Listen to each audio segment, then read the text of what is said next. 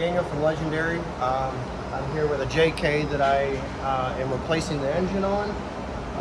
Like a lot of these JK Jeeps or off-road Jeeps, they come in overheating due to a packed radiator. This one wasn't the case, it wasn't overheating, but I did have to clean out the radiator on this one due to packed with mud, which will affect your cooling system and affect your engine overheating.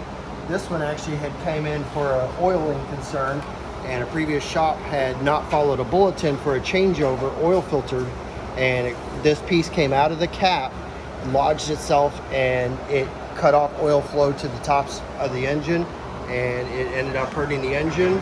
And as you can see from the filter starting to crush, it was restricted in oil flow and it cooked the engine.